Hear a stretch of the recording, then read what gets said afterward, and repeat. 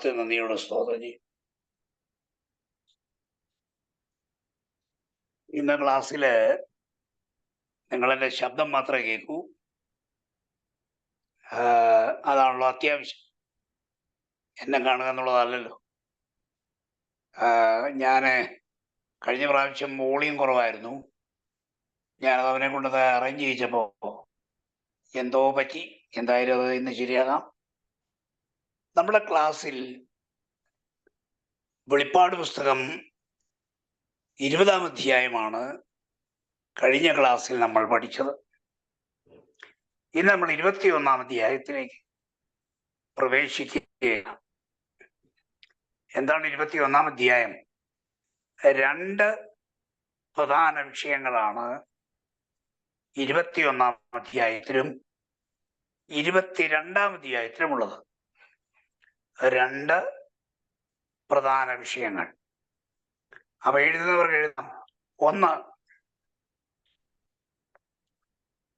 2 വിഷയങ്ങളിൽ 1 പുതിയ ആകാശ പുതിയ ഭൂമി. പുതിയ ആകാശവും പുതിയ ഭൂമിയും.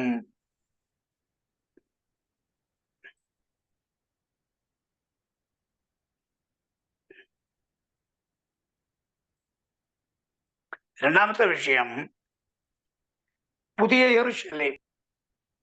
പുതിയ യെരൂശലേം.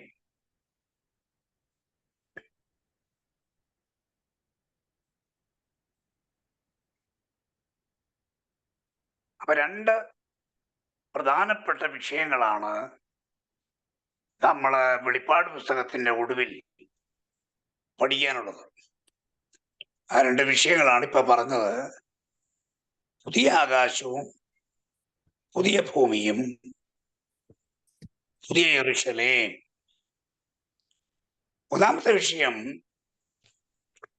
പുതിയ ആകാശവും പുതിയ ഭൂമിയും എന്നുള്ളതാണ്. അപ്പൊ ന്യായമായി ഒരു ചോദ്യം ഉണ്ടാവും. അപ്പൊ ഈ പഴയ ആകാശത്തിനും പഴയ ഭൂമിക്കും എന്താണ് സംഭവിക്കുക? അല്ലെ? നമുക്ക് ആ വെളിപ്പാട് 21-ന്റെ 1-ഉം 2-ഉം വാക്യങ്ങൾ ഒന്ന് വായിക്കാം. ഞാൻ പുതിയ ആകാശവും പുതിയ ഭൂമിയും കണ്ടു.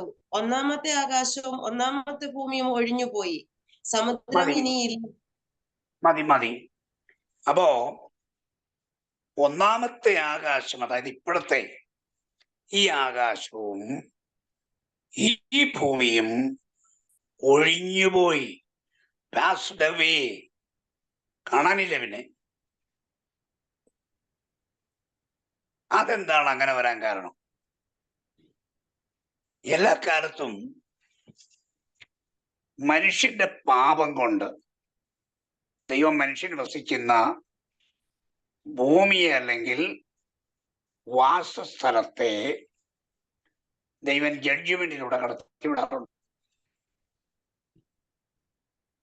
ഈ ആകാശത്തിനും ഇപ്പോഴത്തെ ഭൂമിക്കും എന്ത് സംഭവിക്കണം? അത് നശിക്കണം. നോക്കാം നമുക്ക്. 2 പത്രോസ് 3-ാം അധ്യായം 5 മുതൽ 7 വരെ ആദ്യം വായിക്കാം.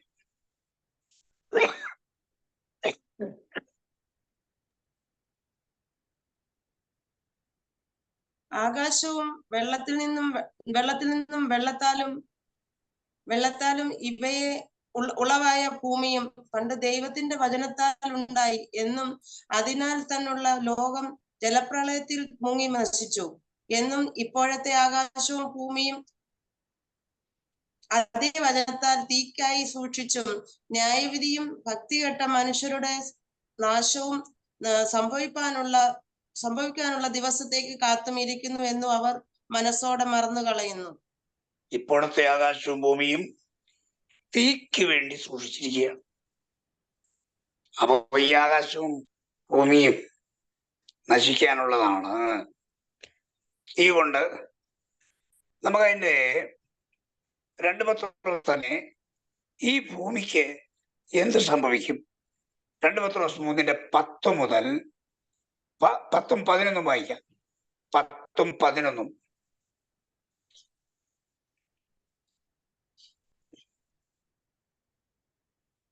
അവൻ ഇച്ഛിച്ചു നിങ്ങളോട് ദീർഘക്ഷമ കാണിക്കുന്നതേയുള്ളൂ. കർത്താവിന്റെ ദിവസമോ കള്ളനെ പോലെ വരും.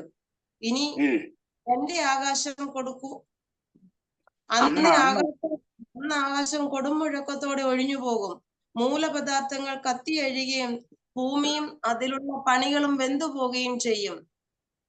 ഇങ്ങനെ ഇവയൊക്കെയും അഴിവാനുള്ളതാകിരിക്കാൻ ആകാശം ചുട്ടഴിവാനും മൂലപദാർത്ഥങ്ങൾ വെന്തുരുകുവാനും ഉള്ള ദൈവ ദിവസത്തിന്റെ വരവ് കാത്തിരുന്നും ബന്ധപ്പെടുത്തിയത് കൊണ്ട് നിങ്ങൾ എത്ര വിശുദ്ധ ജീവനവും ഭക്തിയും ഉള്ളവരായിരിക്കണം. എന്നാൽ നാം അവന്റെ വാഗ്ദത്ത പ്രകാരം നീതി വസിക്കുന്ന ആകാശത്തിൽ. സുജാ, ഞാൻ 10ഉം 11ഉം മാത്രമാണ് പറഞ്ഞത്. ഓക്കെ. അപ്പോ ഇപ്പോഴത്തെ ആകാശവും ഭൂമിക്കും എന്ത് സംഭവിക്കും? ചിലര് പറയുന്നത് ആകാശം എന്ന് പറയുന്നത്, അല്ലെങ്കിൽ പുതിയ ഭൂമി എന്ന് പറയുന്നത്, ഇപ്പോഴത്തെ ആകാശത്തിന്റെയും ഭൂമിയുടെയും ഒരു റെനോവേഷനാണ്, പുതുക്കലാണ്. ഒരിക്കലുമല്ല. ഇപ്പോഴത്തെ ആകാശത്തിന്റെയും ഭൂമിയുടെയും പുതുക്കലല്ല പുതിയ ആകാശം പുതിയ ഭൂമി. കാരണം വ്യക്തമായിരിക്കുകയാണ്, മൂലപദാർത്ഥങ്ങൾ കത്തിയഴിയും. മൂലപദാർത്ഥം എന്ന് പറഞ്ഞാല് ഈ ഭൂമി ഉണ്ടാക്കാൻ ഏറ്റവും ചെറുതായി ദൈവം എന്താണ് ഉപയോഗിച്ചത്? അത് കത്തി വിഘടിക്കും എന്ന വാക്കിന്റെ അർത്ഥം. കത്തിയിട്ട് വിഘടിക്കും. ഉദാഹരണത്തിന്, വെള്ളത്തെ നമുക്ക് ഓക്സിജനും ഹൈഡ്രജനുമായിട്ട് മാറ്റാൻ കഴിയും. ഈ കടൽ വെള്ളം മുഴുവൻ വറ്റിക്കാൻ ദൈവത്തിന് ഒറ്റ കാര്യം മതി. കടലിലെ വെള്ളത്തെ ഓക്സിജനും ഹൈഡ്രജനുമായി വിഘടിപ്പിച്ചാൽ മഹാസമുദ്രത്തിന് മുഴുവൻ വെള്ളം പറ്റിപ്പോകും. പിന്നെ വെള്ളമില്ല. ഭൂമി എങ്ങനെയാ?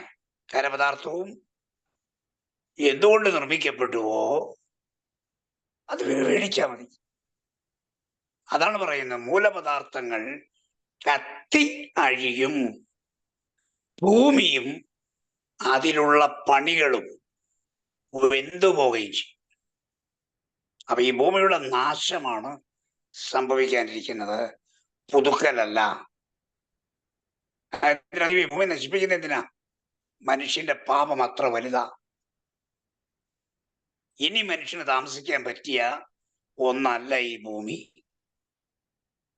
നമ്മൾ ചിലപ്പോൾ നമ്മുടെ നാട്ടിലെ നമ്മുടെ വീടുകൾ തന്നെ നമ്മൾ പുതുക്കും. ചിലപ്പോൾ ഇച്ചിരി മെയിൻ്റനൻസ് ഒക്കെ നടത്തി അതിന്റെ മേൽക്കൂരയെല്ലാം ഒന്നുകൂടൊന്ന് അഴിച്ച് പണിത് നമ്മൾ പുതുക്കിയെടുക്കും. എന്നാൽ തിരിച്ചു പുതുക്കാൻ കഴിയാത്ത പോലെ നശിച്ചു പോയ ഒന്ന് പിന്നെ പുതുക്കാനല്ല ശ്രമിക്കുക, പൂർണ്ണമായും കളയാനാ. അപ്പൊ ഈ ഭൂമിയെ എന്തിനു നശിപ്പിക്കുന്നു എന്ന് ചോദിച്ചാൽ, ഈ ഭൂമിയെ രക്ഷപ്പെടുത്താൻ ഒക്കുകയില്ല. ഇതിനെ ഡിസോൾവ് ആക്കി കളയണം, നശിപ്പിച്ച് കളയണം. ഇതിന് പുതിയ ഭൂമി വരണം. പഴയ ആകാശവും പഴയ ഭൂമിയും ദൈവം തീ കൊണ്ട് നശിപ്പിച്ചു കളയും. അതുകൊണ്ടാണ് 2 പത്രോസ് 3:5 നമ്മൾ വായിച്ചത്, ഇപ്പോഴത്തെ ആകാശവും ഭൂമിയും അതേ വചനത്താൽ തീക്കായി സൂക്ഷിച്ചിരിക്കുന്നു. മനസ്സിലായോ? പഴയ ആകാശം പഴയ ഭൂമി എന്തു പറ്റും? സമ്പൂർണമായും നശിപ്പിച്ചു കളയും. അതാണ് അതിന്റെ ഉത്തരം. വാക്യങ്ങൾ നമ്മൾ കണ്ടു കഴിയും. യെശയ്യാവ് പറയുന്നത്, ആ പഴയ ആകാശവും പഴയ ഭൂമിയും ആരും ഓർക്കുക പോലും ഇല്ലെന്ന. കാരണം അത്രയ്ക്ക് നല്ലതാണ് പുതിയത്. പുതിയ ഭൂമി നിലവിൽ വരേണ്ടത് ആവശ്യം. മലിനം, വായുമലിനം, വെള്ളം മലിനം, കരമലിനം, എല്ലാം ഭയങ്കര പ്രശ്നങ്ങളല്ലേ ഈ ഭൂമി. മനുഷ്യ ജീവിതത്തിൽ ബുദ്ധിമുട്ടല്ലേ. ഓസോൺ പാളിയുടെ തകർച്ച, പകർച്ചവ്യാധികൾ, എല്ലാം കൊണ്ടും ഈ ഭൂമി മനുഷ്യവാസ യോഗ്യമല്ലാതായി. അതുകൊണ്ട് ഈ ഭൂമി ഇനി താമസിക്കാൻ പറ്റുകയില്ല. ശരിക്കും ഈ ഭൂമി മനുഷ്യവാസ യോഗ്യമല്ല. യുദ്ധങ്ങൾ, തെർമൽ ഉപകരണങ്ങൾ, രാസമാലിന്യങ്ങൾ, എന്തെല്ലാമാണ് ഈ ഭൂമി നശിപ്പിക്കുന്നത്. അന്തരീക്ഷത്തിലെ കാർബൺ ഡൈ ഓക്സൈഡിന്റെ പെരുക്കം, കാർബൺ മോണോക്സൈഡിന്റെ പെരുക്കം, അന്തരീക്ഷത്തിന്റെ ചൂട് കൂടുന്നു, പ്രകൃതി ദുരന്തങ്ങൾ വർദ്ധിക്കുന്നു. എല്ലാം ഈ ഭൂമിയുടെ അവസ്ഥ താറുമാറായി എന്ന് കാണിക്കുകയാണ്. അതുകൊണ്ട് പഴയ ആകാശവും പഴയ ഭൂമിയും നശിപ്പിക്കും. ഒരിക്കലും അതിന് തിരിച്ചു വരില്ല. കത്തി അഴിഞ്ഞു പോവും. നല്ല ഡിഗ്രി ചൂടിൽ കത്തി വിഘടിച്ചു പോവും. അതിന്റെ എലമെന്റ്സ്, മൂലപദാർത്ഥങ്ങൾ കത്തിയഴിയും. അപ്പൊ അങ്ങനെ പഴയ ഭൂമി എന്താണ് ഭൂമി എന്ന് നമ്മൾ തിരുവചനാടിസ്ഥാനത്തിൽ മനസ്സിലാക്കി കഴിയും. പകരം എന്തു വരും? പുതിയ ഭൂമി വരും. നമ്മൾ വീണ്ടും വെളിപ്പാട് പുസ്തകത്തിലേക്ക് വരാം. 21-ാം അധ്യായം 1 മുതൽ 3 വരെ വാക്യങ്ങൾ ഒരിക്കൽ കൂടെ വായിക്കാം.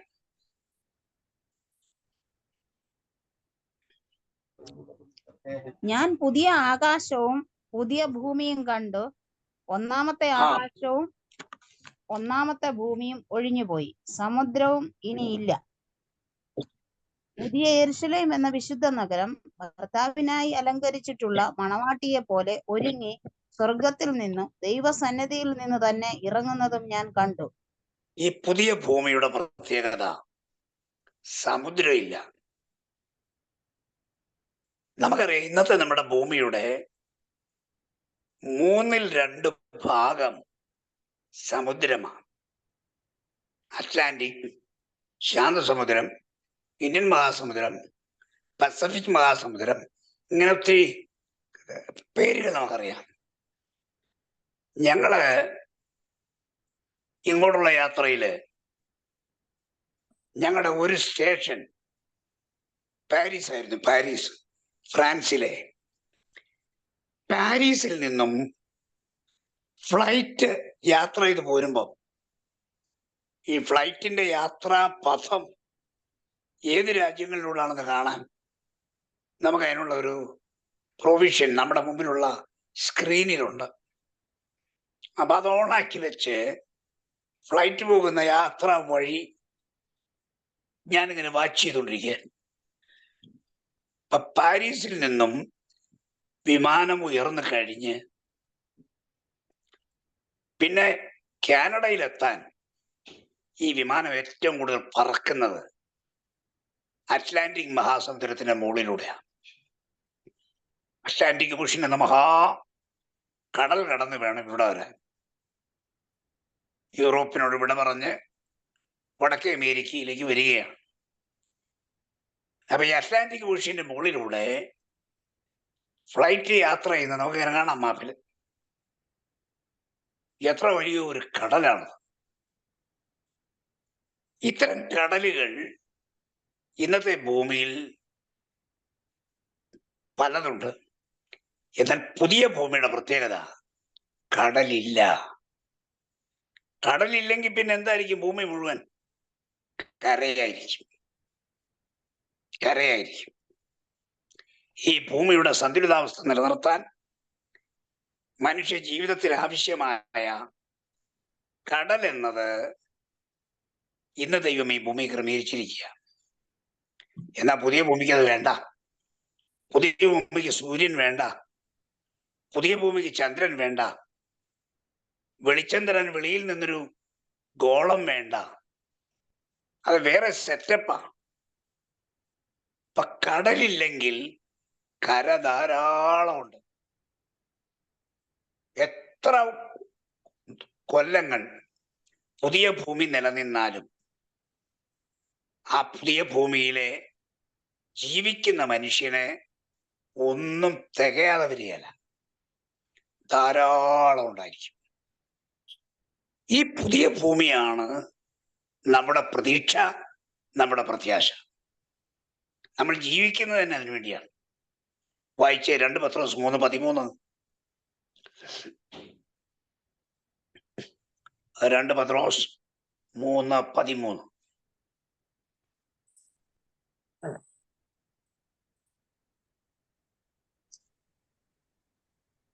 എന്നാൽ നാം അവന്റെ വാഗ്ദത്ത പ്രകാരം നീതി വസിക്കുന്ന പുതിയ ആകാശത്തിനും പുതിയ ഭൂമിക്കുമായിട്ട് കാത്തിരിക്കുന്നു.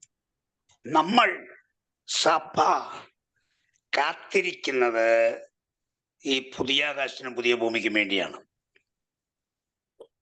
എങ്ങനെയോ നാളുകളായി നമ്മുടെ മനസ്സിൽ അടിച്ചേൽപ്പിച്ചിരിക്കുന്ന ഒരു കാര്യം നമ്മൾ സ്വർഗത്തിലായിരിക്കുന്നതാണ്. നിത്യത മുഴുവൻ സ്വർഗത്തിൽ. സ്വർഗം അക്ഷരികമായൊരു സ്ഥലമാണ്, അത് ഈ ഭൂമിയിലല്ല. നമ്മുടെ കർത്താവ് കാൽവറിയിലെ പരമയാഗം കഴിഞ്ഞ് പിതാവിന്റെ അടുക്കിലേക്ക് സ്വർഗത്തിലേക്കാണ് പോയിരിക്കുന്നത്. അപ്പൊ നമ്മളവിടെ പോവില്ലേ? പോകും. സഭ ഭൂമിയിൽ മഹാപീഡനം നടക്കുമ്പോ സഭ സ്വർഗത്തിലാണ്. എന്നാൽ സഭയുടെ സ്ഥിരവാസസ്ഥലം സ്വർഗമല്ല. അതെപ്പോഴും ഓർമ്മയിരിക്കണം. സഭ സ്ഥിരമായി വസിക്കാൻ പോകുന്നത് സ്വർഗത്തിലല്ല. പിന്നെ എവിടെയാണ്? പുതിയ ഭൂമിയിലാണ്. പുതിയ ഭൂമിയിൽ. അവ ചില ആളുകൾ വിചാരിക്കുന്നത് ഇത് യഹോവ സാക്ഷിക്കാർ പഠിപ്പിക്കുന്ന കാര്യമല്ലേന്ന്. യഹോവ സാക്ഷിക്കാർ ഇങ്ങനെ പഠിപ്പിക്കാറില്ലേ? അതല്ലേ ഈ പറഞ്ഞു വരുന്നതെന്നാ. യഹോവ സാക്ഷികൾ പറയുന്ന എല്ലാ കാര്യവും അംഗീകരിക്കുന്നവരല്ല നമ്മൾ. ബൈബിളിൽ ഉണ്ടെങ്കിലേ നമ്മൾ അംഗീകരിക്കും. അതാര് പറഞ്ഞു എന്നുള്ളതല്ല, ബൈബിളിൽ ഉള്ളതിനെ നമ്മൾ അംഗീകരിക്കും. അംഗീകരിച്ചേ പറ്റൂ. ആ നിലയിൽ സഭയുടെ ഭാവികാലം പുതിയ ഭൂമിയിലാണ്. തർക്കമില്ല കരുതണം. ഒന്നുകൂടെ ക്ലിയർ ചെയ്യാം. ദാനിയേൽ 17 27 വാക്യം വായിക്കാം. ദാനിയേൽ 7:27.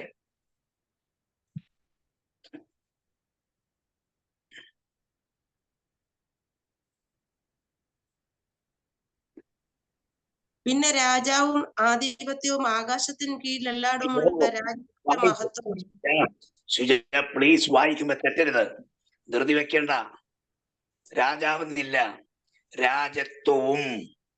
പിന്നെ രാജ്യത്വവും ആധിപത്യവും ആകാശത്തിന് കീഴിൽ എല്ലായിടവുമുള്ള രാജ്യങ്ങളുടെ മഹത്വവും ഉന്നതന്റെ വിശുദ്ധന്മാരായ ജനത്തിന് ലഭിക്കും. മതി. ശ്രദ്ധിക്കൂ, ആ വാക്യം എല്ലാവരും ശ്രദ്ധിക്കണം.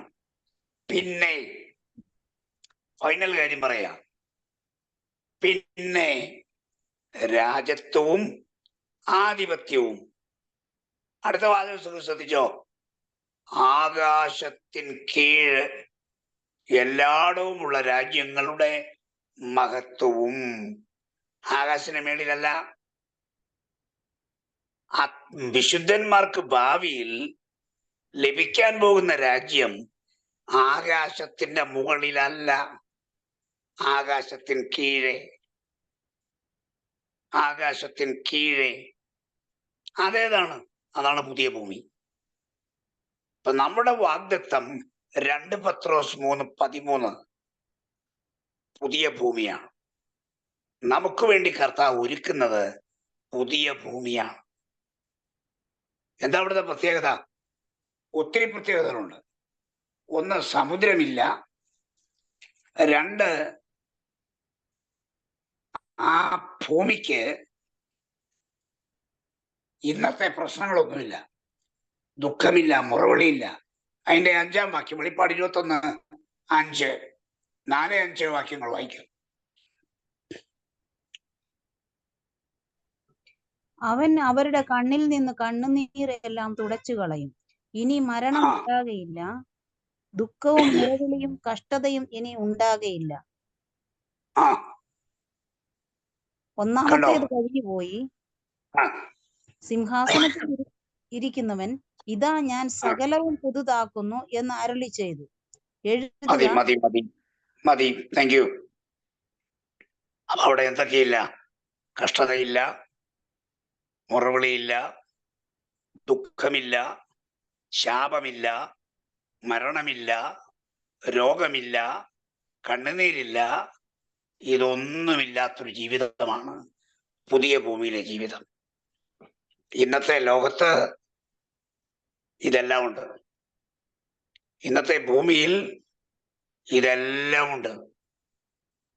ഈ കഷ്ടതകളും മുറവിളിയും അക്രമവും അനീതിയും അനർത്ഥങ്ങളും എല്ലാം ഇന്നുണ്ട്. ഇവയൊന്നുമില്ലാത്തൊരു ജീവിതം ദൈവം ദൈവമക്കൾക്കായി ഒരുക്കി വെച്ചിരിക്കുകയാണ്. അതാണ് പുതിയ ഭൂമി. അവിടെ പ്രകാശം തരുന്നത് സൂര്യനല്ല, കുഞ്ഞാടാണ്. നമ്മുടെ കർത്താവായ യേശുക്രിസ്തുവിന്റെ തേജസ്സാണ് അവിടുത്തെ വെളിച്ചം. കുഞ്ഞാടതിന്റെ വിളക്കാകുന്നു.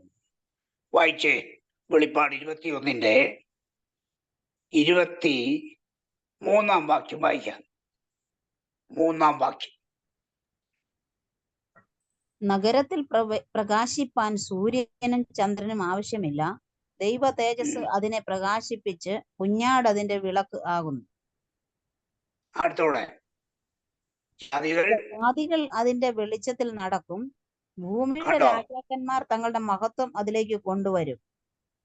കണ്ടോ? അപ്പൊ പുതിയ ഭൂമിയിൽ വെളിച്ചം കൊടുക്കുന്നത് സൂര്യചന്ദ്രന്മാരല്ല, ദൈവത്തിന്റെ തേജസ്സാണ്. നമ്മുടെ കർത്താവ് വിളക്കെന്നിരിക്കുക, കുഞ്ഞാടതിന്റെ വിളക്കാകുന്നു. കർത്താവ് എവിടെ ഇരുന്നാലും ആ തേജസ് കൊണ്ട് പുതിയ ഭൂമി മുഴുവൻ പ്രകാശിക്കും. യെരൂശലേമിന് വെളിയിലുള്ള രക്ഷിക്കപ്പെട്ട ജാതികൾ ഈ വെളിച്ചത്തിലാണ് നടക്കാൻ പോകുന്നത്. അതാണ് പുതിയ ഭൂമിയുടെ ഒരു പ്രത്യേകത. അവിടെ ഞാൻ നേരത്തെ പറഞ്ഞു, മരണമില്ല, ശാപമില്ല, ദുഃഖമില്ല, മുറവിളിയില്ല. അതാണ് നിത്യതയുടെ ഭൂമി എന്ന് പറയുന്നത്. ഇത് നിത്യവാസമാണ്, ഇടയ്ക്ക് അവസാനിക്കുന്നൊന്നുമില്ല, എന്നേക്കും. അപ്പൊ ഒന്നാമത്തെ വിഷയം, പുതിയ ഭൂമി നിലവിൽ വരും. ഈ പുതിയ ഭൂമിയിൽ ആരൊക്കെ ഉണ്ടാവും നമ്മളത് അറിയണമല്ലോ. പുതിയ ഭൂമിയിൽ ആരൊക്കെ ഉണ്ടാകും? അപ്പൊ അതെഴുതിക്കോ. ഒന്ന് പൂർവപിതാക്കന്മാർ. അബ്രഹാം, ഇസ്ഹാക്ക്, ആദിയായുള്ള കാര്യമാണ് പറയുന്നത്. പൂർവപിതാക്കന്മാർ.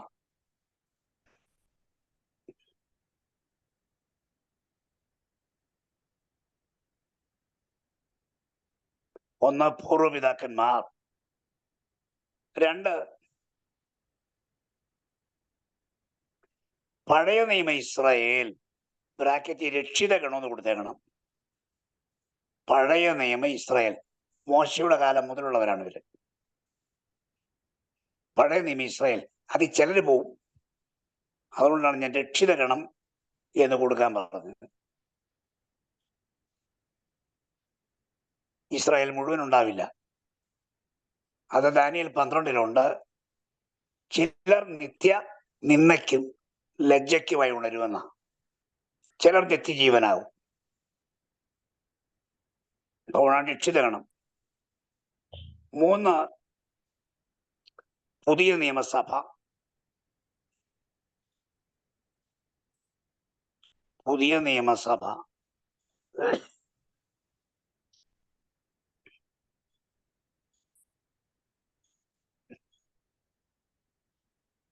4 മഹാപീഡനകാല രക്തസാക്ഷികൾ. മഹാപീഡനകാല രക്തസാക്ഷികൾ.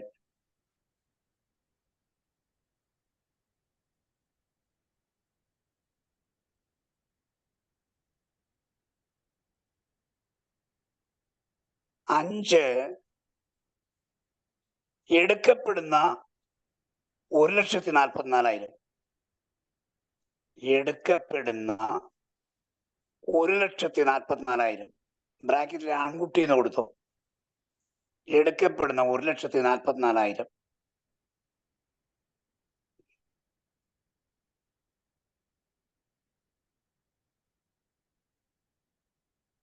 6 1000 ആണ്ട് വാഴ്ചകാലത്ത് രക്ഷിക്കപ്പെട്ട ലോക ജനത. 1000 ആണ്ട് വാഴ്ചയിൽ രക്ഷിക്കപ്പെട്ട ലോകരാഷ്ട്രങ്ങൾ. ജാതികൾ എന്ന് പറയുന്ന നേഷൻസാ. 1000 ആണ്ട് വാഴ്ചയിൽ രക്ഷിക്കപ്പെട്ട ലോകരാഷ്ട്രങ്ങൾ. അങ്ങനെ 6 കൂട്ടം ആളുകൾ പുതിയ ഭൂമിയിലുണ്ടാവും.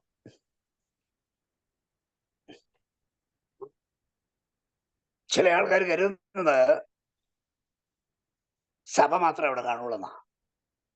ചില കരുതുന്നത് പഴയ ഇസ്രായേലും പുതിയ സഭയും മാത്രമേ കാണുള്ളൂന്നാ. അവിടെ രക്ഷിക്കപ്പെട്ട രാഷ്ട്രങ്ങൾ ഒരു വലിയ നിരയുണ്ടാവും പുതിയ ഭൂമിയിൽ. ഇവർ 1000 ആണ്ട് വാഴ്ചയിൽ രക്ഷിക്കപ്പെട്ടവരാണ്. മശിഹയുടെ ഭരണകാലത്ത് രക്ഷിക്കപ്പെട്ട രാഷ്ട്രങ്ങൾ പലരും ഈ പുതിയ ഭൂമി കാണും. അങ്ങനെ 6 കൂട്ടം ആളുകൾ പുതിയ ഭൂമിയിലുണ്ടാവും. ഇനി ഇവർ 2 ഗ്രൂപ്പാ. ഈ 6 ഗ്രൂപ്പ് ആളുകളും വിഭാഗം ആളുകളും പുതിയ ഭൂമിയിൽ ഒരു ജോലിയല്ല. ഒരു കൂട്ടര് കർത്താവിന്റെ ഒപ്പം ഭരണകൂടമാ, ഭരിക്കുന്നവരാ. ഒരു കൂട്ടർ കർത്താവിനോടൊപ്പം ഭരണത്തിൽ ഏർപ്പെടുന്നവരാ. അതിലാരൊക്കെ വരും? തിരഞ്ഞെടുക്കപ്പെട്ട ഇസ്രായേൽ സമൂഹവും പുതിയ നിയമസഭയും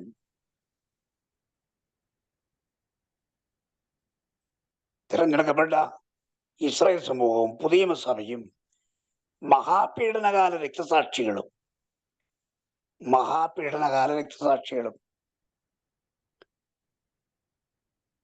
ഭരണകൂടമാണ്.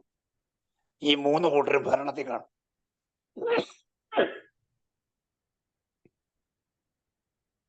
ഈ 3 കൂട്ടരും ഭരണത്തിലുണ്ടാവും. ബാക്കിയുള്ളവരെല്ലാം ഭരിക്കപ്പെടുന്നവരാ. നമ്മൾ പ്രജകൾ എന്ന് പറയുന്നത് അതുപോലെ. ഈ 6 കൂട്ടരിൽ 3 കൂട്ടരാണ് ഭരണം നടത്തുന്നത്. ബാക്കിയുള്ളവരെല്ലാം അതിൻ്റെ താഴെ ഭരിക്കപ്പെടുന്നവരാണ്. പ്രത്യേകിച്ചും രക്ഷിക്കപ്പെട്ട രാഷ്ട്രങ്ങൾ. എല്ലാവർക്കും ഭരണമില്ല.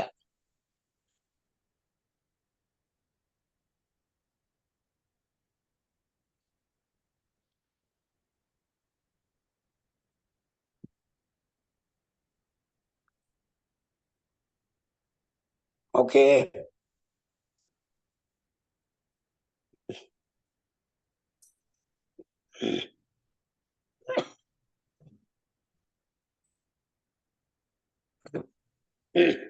അടുത്ത കട്ടി എഴുതിക്കോ. സോറി, അടുത്ത കണ്ടിങ് പുതിയ യെരൂശലേം. പുതിയ യെരൂശലേം.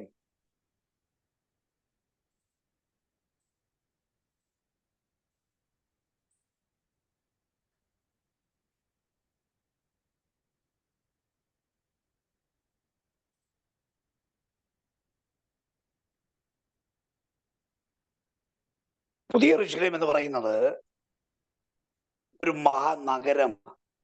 പുതിയ ഭൂമിയുടെ ക്യാപിറ്റലാണ് പുതിയ യെരൂശലേം. പുതിയ ഭൂമിയുടെ തലസ്ഥാനമാണ് പുതിയ യെരൂശലേം. ഈ നഗരത്തിന്റെ നീളം 1500 മൈൽ നീളം, 1500 മൈൽ വീതി, 1500 മൈൽ ഉയരം, ക്യൂബാകൃതിയ.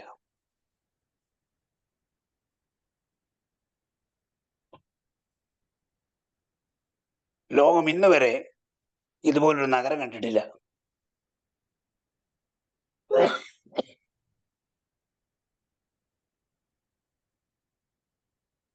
അതിന്റെ അടിസ്ഥാനങ്ങൾ 12 രത്നങ്ങൾ, ഗോപുരങ്ങൾ 12 മുത്തുകൾ. അടിസ്ഥാന 12 വിധ രത്നങ്ങളും ഗോപുരങ്ങൾ 12 മുത്തുകളുമാണ്. അടിസ്ഥാനങ്ങളിൽ അപ്പോസ്തലന്മാരുടെ പേരും ഗോപുരങ്ങളിൽ പഴയ നിയമ ഗോത്രങ്ങളുടെ പേരുകളുമാണ്.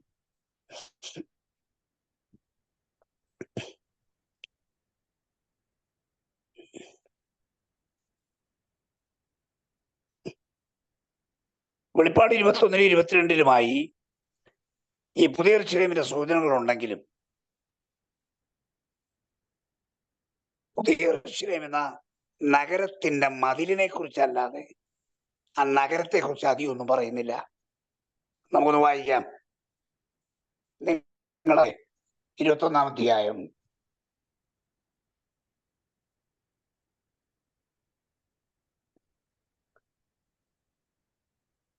10 മുതലുള്ള വാക്യങ്ങൾ നിർത്തി വ്യക്തമായി ഒരാൾ വായിച്ചാണ്.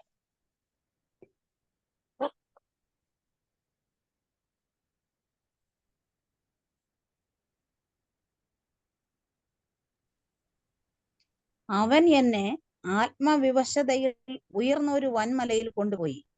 യെരൂശലേം എന്ന വിശുദ്ധ നഗരം സ്വർഗത്തിൽ നിന്ന് ദൈവസന്നിധിയിൽ നിന്ന് തന്നെ ദൈവ തേജസ്സുള്ളതായി ഇറങ്ങുന്നത് കാണിച്ചു തന്നു. അതിന്റെ ജ്യോതിസ് ഏറ്റവും വിലയേറിയ രത്നത്തിന് തുല്യ സ്ഫടിക സ്വച്ഛതയുള്ള സൂര്യകാന്തം പോലെ ആയിരുന്നു. അതിന് പൊക്കമുള്ള വൻമതിലും 12 ഗോപുരവും ഗോപുരങ്ങളിൽ 12 ദൂതന്മാരുമുണ്ട്. ഇസ്രായേൽ മക്കളുടെ 12 ഗോത്രങ്ങളുടെയും പേർ കൊത്തിയിട്ടുമുണ്ട്.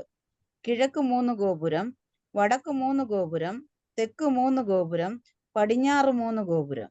നഗരത്തിന്റെ മതിലിന് 12 അടിസ്ഥാനവും അതിൽ കുഞ്ഞാടിന്റെ 12 അപ്പോസ്തലന്മാരുടെ 12 പേരും ഉണ്ട്. എന്നോട് സംസാരിച്ചവന് നഗരത്തെയും അതിന്റെ ഗോപുരങ്ങളെയും മതിലിനെയും അളക്കേണ്ടതിന് പൊന്നുകൊണ്ടുള്ള ഒരു അളവുകോൽ ഉണ്ടായിരുന്നു. നഗരം സമചതുരമായി കിടക്കുന്നു. അതിന്റെ വീതിയും നീളവും സമം. അളവുകോൽ കൊണ്ട് അവൻ നഗരത്തെ അളന്നു 1200 നാഴിക കണ്ടു. അതിന്റെ നീളവും വീതിയും ഉയരവും സമം തന്നെ. അതിന്റെ മതിൽ അളന്നു മനുഷ്യന്റെ അളവിന് എന്ന് വെച്ചാൽ ദൂതന്റെ അളവിന് തന്നെ 144 മുഴം ഉണ്ടായിരുന്നു. മതിലിന്റെ പണി സൂര്യകാന്തവും നഗരം സ്വച്ഛ സ്ഫടികത്തിനൊത്ത തങ്കവും ആയിരുന്നു. നഗരമതിലിന്റെ അടിസ്ഥാനങ്ങൾ സകല രത്നവും കൊണ്ട് അലങ്കരിച്ചിരിക്കുന്നു. 1-ാം അടിസ്ഥാനം സൂര്യകാന്തം, 2-ാമത്തേത് നീലരത്നം, 3-ാമത്തേത് മാണിക്യം, 4-ാമത്തേത് മരതകം, 5-ാമത്തേത് നഖവർണി, 6-ാമത്തേത് ചുവപ്പുകല്ല്, 7-ാമത്തേത് പീതരത്നം, 8-ാമത്തേത് ഗോമേതകം, 9-ാമത്തേത് പുഷ്യരാഗം, 10-ാമത്തേത് വൈഡൂര്യം, 11-ാമത്തേത് പത്മരാഗം, 12-ാമത്തേത് സുഗന്ധിരത്നം. 12 ഗോപുരവും 12 മുത്ത്, ഓരോ ഗോപുരം ഓരോ മുത്ത് കൊണ്ടുള്ളതും. നഗരത്തിന്റെ വീതി സ്വച്ഛ സ്ഫടികത്തിന് തുല്യമായ തങ്കവും ആയിരുന്നു. മതി മതി മതി മതി, താങ്ക് യു. ഈ പുതിയ ഋഷിലും തന്നെ ഉണ്ടല്ലോ, നമുക്ക് പഠിക്കാൻ സമയം ഒരുപാട് വേണ്ടി വരും. അത്രയ്ക്ക് പഠിക്കാനുള്ളൊരു വിഷയമാണ്. വായിച്ചപ്പോഴേ മനസ്സിലായല്ലോ. മഹാനഗരം, 1500 മൈൽ നീളം, 1500 മൈൽ വീതി, 1500 മൈൽ ഉയരം. പറഞ്ഞപ്പോ എളുപ്പമാ. ആ നഗരത്തിലെ മതിലിനെ കുറിച്ച് മാത്രമേ ഇവിടെ പറഞ്ഞിട്ടുള്ളൂ, അകത്തെ കാര്യങ്ങളില്ല. 144 മുഴമെന്നൊരളവ് കണ്ടു. അത് മതിലിന്റെ തിക്നെസ്സാ, ഉയരമല്ല. നഗരമതിലിന്റെ കനമാണ് 144 മുഴം. അത് NIV-യിലുണ്ട്. ദ തിക്നെസ്, അതാണ് അതിന്റെ കാര്യം. നഗരമതിൽ സൂര്യകാന്തം കൊണ്ടും അതിന്റെ വീഥികൾ സ്വച്ഛ സ്ഫടികത്തിനൊത്ത തങ്കം കൊണ്ടുമാണ് പണിതിരിക്കുന്നത്. ഇത് നഗരത്തിന്റെ മതിലാണ്. ഗോപുരങ്ങൾ 12 ദൂതന്മാര്, ഗോപുരങ്ങൾ മുത്തുകൾ കൊണ്ട്, അടിസ്ഥാനങ്ങൾ രത്നങ്ങൾ കൊണ്ട്. എന്താ ഇത്? നമുക്കൊന്നും ഇമാജിൻ ചെയ്യാൻ പോലും കഴിയുന്ന കാര്യങ്ങളല്ല. ഞാന് ഷാർജയിൽ അബുസാറിന്റെ വീട്ടിലിരിക്കുമ്പം അവിടുത്തെ കസ്റ്റംസിൽ ജോലി ചെയ്യുന്ന ഒരു ഉദ്യോഗസ്ഥൻ, അബുസാറുമായി വളരെ അടുപ്പമുള്ളയാളാണ്. ആ അറബി അവിടെ വന്നു. പുള്ളിയെ നമ്മുടെ ഇമ്മാനുവേലും ഉണ്ട്. ഞാനും ഇമ്മാനുവേലും ഇദ്ദേഹവുമായി സംസാരിച്ചുകൊണ്ടിരിക്കുമ്പം ഇദ്ദേഹത്തിന്റെ കയ്യിലുള്ള ബാഗ് തുറന്ന് കുറച്ച് രത്നങ്ങൾ ആ മേശപ്പുറത്ത്, ഞങ്ങളുടെ ടേബിളിന്റെ പുറത്ത് ഇങ്ങനെ നിരത്തി വെച്ചു. കണ്ടപ്പെട്ടെന്നൊന്നും തോന്നുകയില്ല. പെട്ടെന്ന് അദ്ദേഹം പറഞ്ഞു, ലൈറ്റൊക്കെ എടുത്താൻ പറഞ്ഞു. ഞങ്ങളെ കാണിക്കാനാ. ലൈറ്റെല്ലാം കെടുത്തി കഴിഞ്ഞ് നമ്മുടെ മൊബൈലിന്റെ ടോർച്ച് ഉണ്ടല്ലോ, അദ്ദേഹം മൊബൈൽ ഓൺ ചെയ്ത് ആ ടോർച്ച് കൊണ്ട് ഈ ഓരോ രത്നങ്ങളിലേക്കും ആ ടോർച്ച് അടിക്കാൻ തുടങ്ങി. ഓരോന്നിന്റെ മേലും ടോർച്ച് അടിച്ചപ്പോ അന്നേരമായി ഇത് എന്നാ സാധനം നമ്മൾ മനസ്സിലാക്കി. ആ പ്രകാശം ചെന്നപ്പോഴേക്കും അതിൻ്റെ അകത്തു നിന്ന് പുറപ്പെടുന്ന വേറെ പ്രകാശങ്ങൾ, അതിന്റെ നിറം ഭയങ്കര കാഴ്ചയാണ്. ഞാനെന്നിട്ട് അതിന്റെ ഫോട്ടോ എടുത്തു. പക്ഷെ ഫോട്ടോ എടുത്താലൊന്നും പെട്ടെന്ന് നമുക്ക് മനസ്സിലാകുകയില്ല.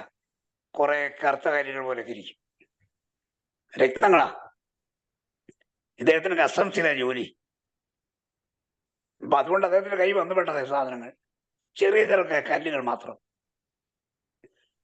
അപ്പൊ ഞാൻ അവിടെ നിന്നുകൊണ്ട് മനസ്സിൽ ചിന്തിച്ചു, ദൈവമേ, 1500 അല്ലെങ്കിൽ 2000 മൈൽ നീളത്തിൽ മതില് പണിയുമ്പം സൂര്യകാന്തം കൊണ്ട് പണിത് അതിന്റെ അടിത്തറ 12 വിധ രക്തങ്ങൾ കൊണ്ട് പണിത് ഉള്ള മഹാനഗരം എന്തായിരിക്കും?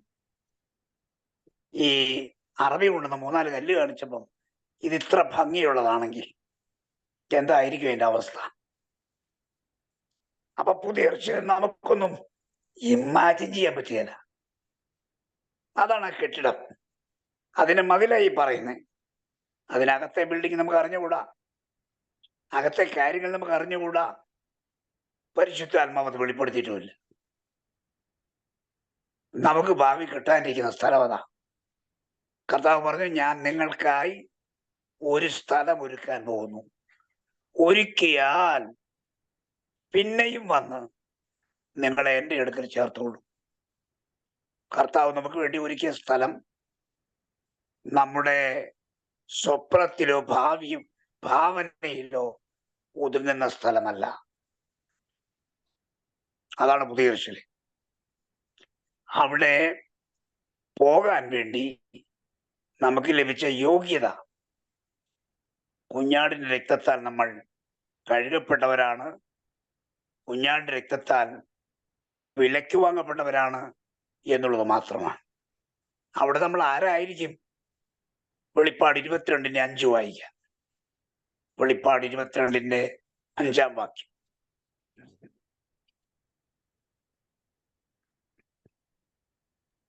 ഇനി രാത്രി ഉണ്ടാകുകയില്ല. ദൈവമായ ആ. കർത്താവ് അവിടെ മേൽ പ്രകാശിക്കുന്നത് കൊണ്ട് വിളക്കിന്റെ വെളിച്ചമോ സൂര്യന്റെ വെളിച്ചമോ അവർക്ക് ആവശ്യമില്ല. അവർ ആ എന്നേക്ക് രാജാക്കന്മാരായിരിക്കും. ആ എന്നേക്കും, എവർലാസ്റ്റിംഗ് ടു എവർലാസ്റ്റിംഗ്, ഇറ്റേണിറ്റി, നിത്യത മുഴുവൻ രാജാക്കന്മാരായി വാഴും. സൂര്യനും വേണ്ട, ചന്ദ്രനും വേണ്ട. ഈ ഭൂമിയിൽ അധ്വാനങ്ങളില്ല, ദുഃഖങ്ങളില്ല. അവിടേക്ക് പോകാനാ ദൈവം നമ്മെ തെരഞ്ഞെടുത്തത്. നിത്യതയെ കുറിച്ച് പഠിപ്പിക്കാത്ത ഒരു സുവിശേഷവും പൂർണ്ണമായ സുവിശേഷമല്ല. ഇന്നത്തെ ആധുനിക സഭകൾ ജനങ്ങൾക്ക് നിത്യത കൊടുക്കാറില്ല. ഇവിടുത്തെ കാര്യം മുഴുവൻ പറയുന്നത് ഈ മണ്ണിന്റെ കാര്യം. ദൈവം നിന്നെ അനുഗ്രഹിക്കും, നിന്റെ അവസ്ഥ മാറ്റും, നിന്റെ തലമുറകളെ ഉയർത്തും. ഇതൊക്കെയാണ് മനുഷ്യന് കേൾക്കേണ്ടത്. ആർക്ക് സ്വർഗത്തിൽ പോകും വേണ്ട, ആർക്ക് പുതിയ ഭൂമിയിലും പോകണ്ട. പുതിയ ഭൂമി ഉണ്ടോ ആർക്കറിയാം, ഒന്നും വേണ്ട. ദൈവമക്കളെ, അബദ്ധം പിണഞ്ഞു പോകരുത്. വേദപുസ്തകം നമുക്ക് വെളിപ്പെടുത്തേണ്ടത് എല്ലാം വെളിപ്പെടുത്തിയിരിക്കുക. അതുകൊണ്ട് ഈ നിത്യതയ്ക്ക് വേണ്ടിയുള്ളൊരു തയ്യാറെടുപ്പ് നമുക്കെല്ലാവർക്കും ഉണ്ടാകണം. നമ്മുടെ മനസ്സിലത് ഉണ്ടാകണം. നിത്യതയ്ക്ക് വേണ്ടിയാണ് നമ്മൾ വിളിക്കപ്പെട്ടത്. ആ പ്രത്യാശയിൽ വേണം ജീവിക്കാൻ. ഇതൊരു പഠന വിഷയമായി മാത്രം കാണരുത്, ഇത് നമ്മുടെ ജീവിത വിഷയമാണ്. അതുകൊണ്ട് നമുക്ക് ഭാവി കാലം സംബന്ധിച്ച പഠനം നമുക്ക് ഇവിടം കൊണ്ട് അവസാനിപ്പിക്കാം. കഴിഞ്ഞ ആഴ്ചയിലും ഈ ആഴ്ചയിലും എന്തെങ്കിലും കാര്യങ്ങൾ നിങ്ങൾക്ക് എന്നോട് ചോദിക്കാനുണ്ടെങ്കിൽ ചോദിക്കാനുള്ളൊരു അവസരം നിങ്ങൾക്ക് തരികയാണ്. അല്പനിമിഷങ്ങളുണ്ടല്ലോ. നിങ്ങൾക്ക് ഈ പഠിപ്പിച്ച കാര്യങ്ങളിൽ ഏതെങ്കിലും ഒന്ന് വിശദമാക്കണം, ഞങ്ങൾക്ക് ഇന്ന കാര്യം വിട്ടുപോയി എന്നുണ്ടെങ്കിൽ അത് ചോദിക്കാം. ദൈവം നമ്മളെ അനുഗ്രഹിക്കുമാറാകട്ടെ.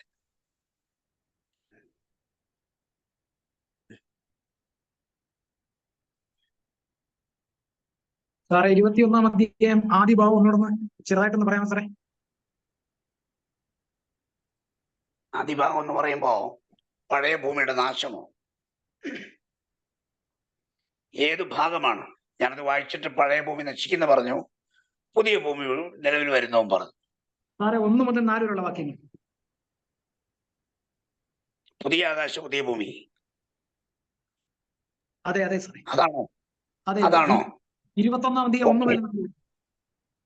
ഓക്കെ, ഒന്ന് വായിച്ചാട്ടെ, ആ ഭാഗം ഒന്ന് വായിച്ചാട്ടെ.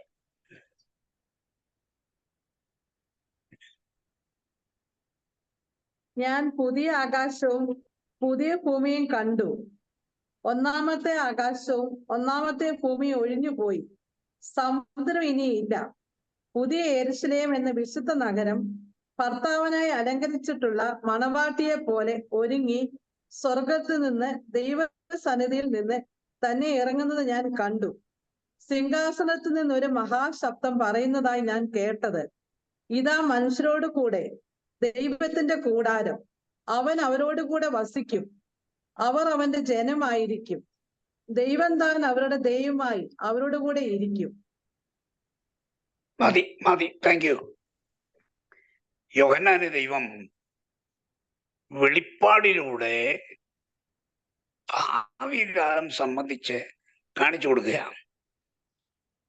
ആസന്ന ഭാവിയിൽ സഭയുടെ അവസ്ഥ എന്ത്, മഹാപീഡന കാലം എന്ത്, ഇവിടെ എന്ത് നടക്കും, അത് കഴിഞ്ഞ് വരുന്ന യുദ്ധങ്ങൾ, ന്യായവിധികൾ, 1000 ആണ്ട് വാഴ്ച, 1000 ആണ്ട് വാഴ്ച കഴിഞ്ഞ അന്ത്യന്യായവിധി, അന്ത്യന്യായവിധി കഴിഞ്ഞാൽ ഉടൻ ഈ ഭൂമിയുടെ നാശം, ഈ ഭൂമിയുടെ നാശം കഴിഞ്ഞാൽ ഉടനെ പുതിയ ഭൂമിയും പുതിയ ആകാശവും വെളിപ്പെട്ടു വരും.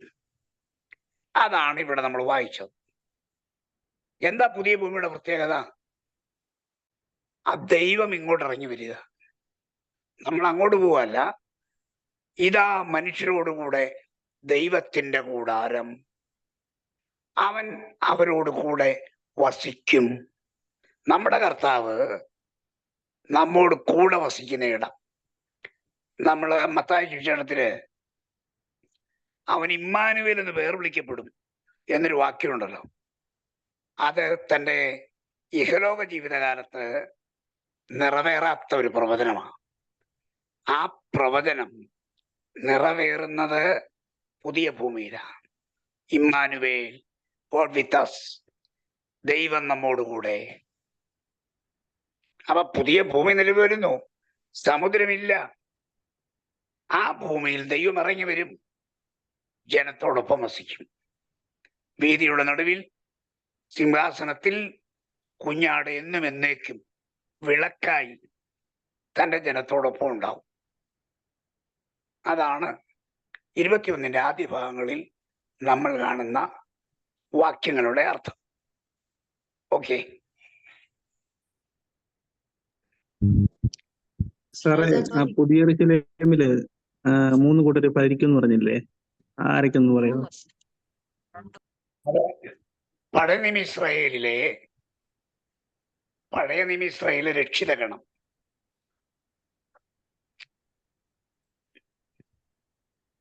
ആദ്യം തന്നെ നശിച്ചുപോയവരുണ്ട്. അതുകൊണ്ട് ആ രക്ഷിതഗണം എന്ന് പ്രത്യേകം പറയാൻ കാര്യം. പുതിയ നിയമസഭ രണ്ടാമത്തേത്. 3 മഹാപീഡനകാല രക്തസാക്ഷികൾ.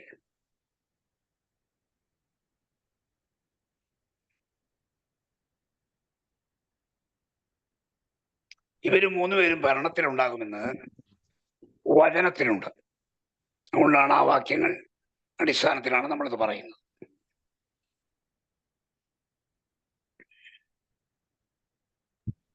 സാറേ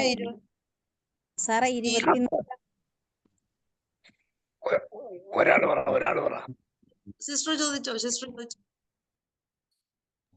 സാറേ 24-ാം വാക്യത്തില് അതിന്റെ സാറ് പറഞ്ഞില്ലായിരുന്നോ, യെരൂശലേമിന് വെളിയിലുള്ള ജാതികൾ ഇങ്ങനെ ജാതികൾ അതിന്റെ വെളിച്ചത്തിൽ നടക്കും എന്നുള്ള വാക്യം?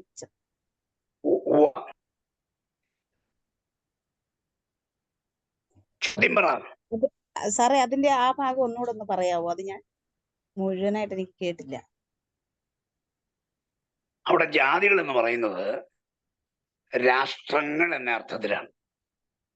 1000 ആണ്ട് വാഴ്ചയിൽ രക്ഷിക്കപ്പെട്ട രാഷ്ട്രങ്ങൾ ഈ പുതിയ ഭൂമിയിലുണ്ടാവും. ഒരു വലിയ നിരയുണ്ട് അവരുടെ. അത് യശയ്യാപ്രവചനത്തിലുണ്ട്. ആരൊക്കെ രക്ഷിക്കപ്പെടും, ആരൊക്കെ മുന്നോട്ട് വരും. നമ്മൾ ഇന്ന് പ്രതീക്ഷിക്കാത്ത പല രാജ്യങ്ങളും മശിഹയുടെ ഭരണത്തെ അംഗീകരിച്ച് മശിഹയോട് ചേരും. അവരെല്ലാം പുതിയ ഭൂമി കാണും. അവരെ ഉദ്ദേശിച്ചാണ് ജാതികൾ അതിന്റെ വെളിച്ചത്തിൽ നടക്കും എന്ന് പറയുന്നത്.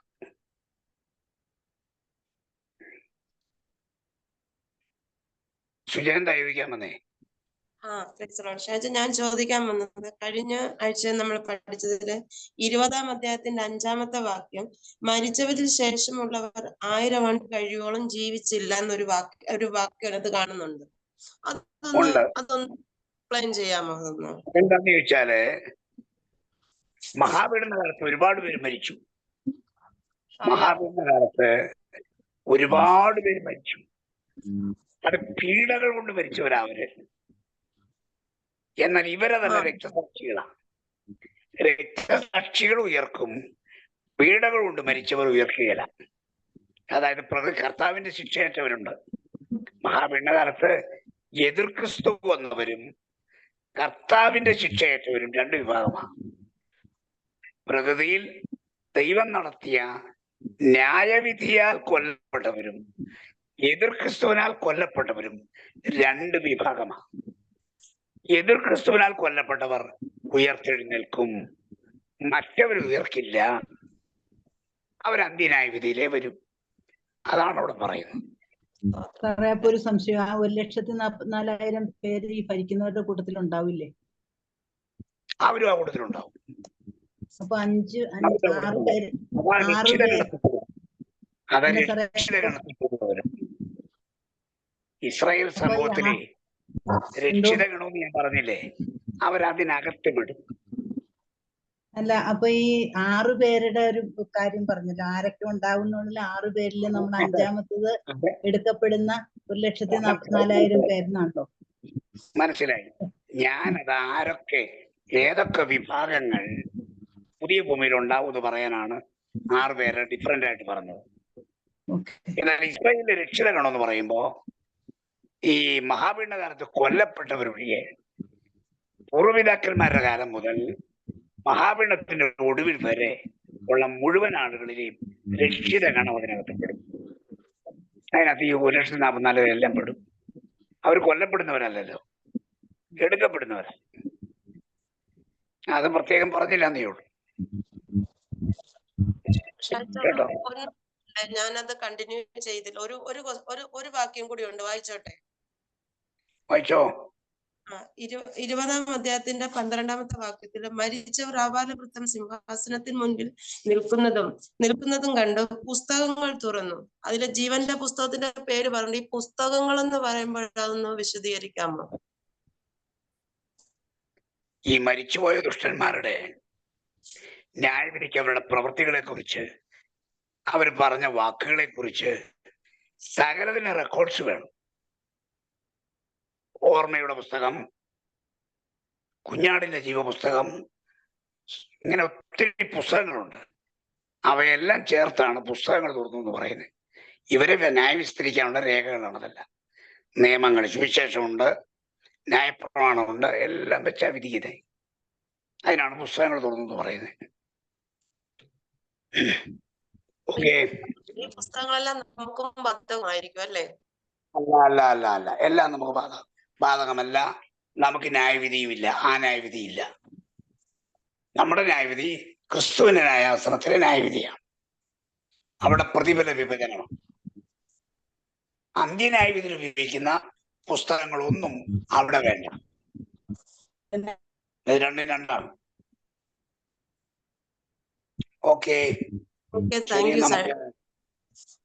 ആയിക്കോട്ടെ, നമുക്ക് പ്രാർത്ഥിക്കാം. ഇന്ന് ക്ലാസ്സിൽ സംബന്ധിച്ച എല്ലാവരെയും ദൈവം അനുഗ്രഹിക്കട്ടെ. ദൈവങ്ങളെ ഏൽപ്പിക്കാം, പ്രാർത്ഥിക്കാം. ഞങ്ങളുടെ ദൈവമേ, ഇന്നത്തെ ഞങ്ങളുടെ ക്ലാസ്സിനെ ഇത്രത്തോളം അവിടുന്ന് സഹായിച്ചുകൊണ്ട് സ്തോത്രം. ഞങ്ങൾ ദൈവനം പഠിപ്പാൻ ഞങ്ങളെ ബലപ്പെടുത്തിയല്ലോ. അറ്റൻഡ് ചെയ്ത് എല്ലാവരെയും അനുഗ്രഹിക്കണമേ. എല്ലാവരും ആ നിത്യതയുടെ തുറമുഖത്ത് കാണപ്പെടുവാൻ ദൈവം കൃപ ചെയ്യണമേ. അബുസാറിനായി, ഷീനാസിനായി, കുഞ്ഞുങ്ങൾക്കായി പ്രാർത്ഥിക്കുന്നു. ഞങ്ങളുടെ സ്ഥാപനത്തിനായി പ്രാർത്ഥിക്കുന്നു. എല്ലാം ഭംഗിയായി നടക്കുവാൻ ദൈവം വഴിയൊരുക്കണം. മഹത്വം അങ്ങേക്ക് യേശു ക്രിസ്തുവിന്റെ നാമത്തിൽ തന്നെ. ആമേൻ. പിതാവായ ദൈവത്തിന്, പുത്രനായ ക്രിസ്തുവിന്റെ കൃപയും പരിശുദ്ധാത്മാവിന്റെ കൂട്ടായ്മയും നാം ഓർത്ത് പ്രാർത്ഥിച്ച എല്ലാ വിഷയങ്ങളോടും കൂടെ നമ്മുടെ കർത്താവിന്റെ വരവ് വരെ ഉണ്ടായിരിക്കുമാറാകട്ടെ. ആമേൻ, ആമേൻ, ആമേൻ.